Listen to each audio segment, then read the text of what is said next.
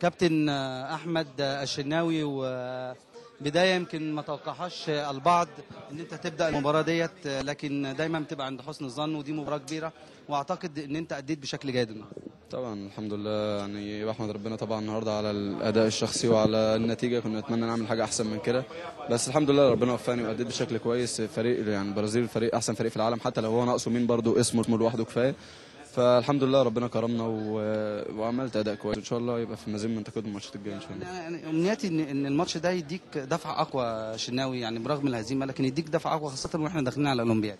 ان شاء الله ربنا يكرمني. طبعا الماتش ده تاهيل للفتره الجايه اللي عندنا، زي ما انت قلت تصفيات اولمبياد. ان شاء الله ربنا يكرمنا وتبقى دي حاجه كويسه ليا انا وحجازي، ونقدر نشيل فرقتنا في التصفيات الجايه في المغرب، وربنا يكرمنا بالمزيد ان شاء الله. كابتن زكي عبد الفتاح، ايه التعليمات اللي اداها لك قبل المباراه وقال لك ايه بعد المباراه؟ وبرادلي التعليمات يعني كانت كلها بتقول تركيز، ركز، واول ماتش ليك عادي زي ماتش زي اي ماتش، انت لعبت ماتشات كتير واحنا واثقين فيك وان شاء الله تعمل ماتش كويس. ده الكلام اللي قاله لي قبل الماتش.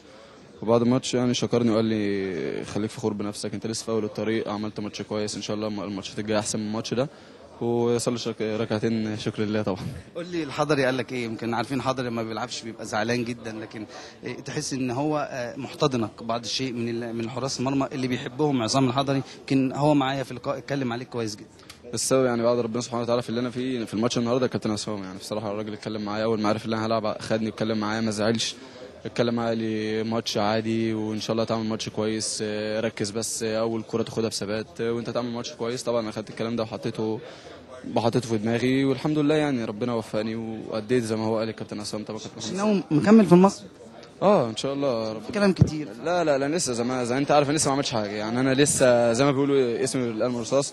ربنا يكرمني واعمل اخد بطوله بس مع النادي المصري او مع المنتخب، بعد كده افكر ان انا ربنا يكرمني واحترف. يعني اتمنى فكرك ده يفضل زي ما هو شيء. لا ان شاء الله ربنا يكرمني. انت من اللعيبه اللي عندها ثبات وعندها تركيز وعندها هدوء، يعني وممكن بالفعل انت مستقبل حراسه مرمى في مصر. ربنا يخليك يا زلمه.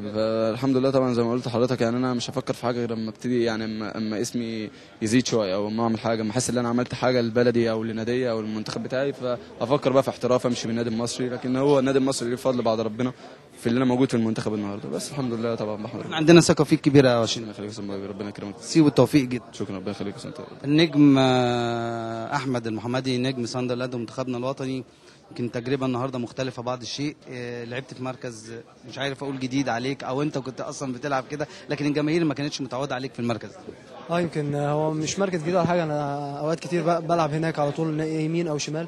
انت منتخب مصر، انت عارف يمكن انت عارف ان انا في المنتخب على طول بلعب ناحيه اليمين كباك رايت، لكن طبعا في النادي بلعب في المكان ده فبرتاح اكتر في المكان ده. يمكن طبعا الراجل كان ليه رؤيه فنان، انا طبعا بلعب ناحيه الشمال وشيكابالا عشان على عدلته بيدخل، شيكابالا بيفضل الحته دي، وبعدين داني الفيش بيلعب ناحيه اليمين. فانت شفت النهارده داني الفيش ما تقدمش كتير النهارده خالص، فدي كانت رؤيه فنيه من المدير الفني، والحمد لله ادينا بشكل كويس. يعني في حزن، زعلانين؟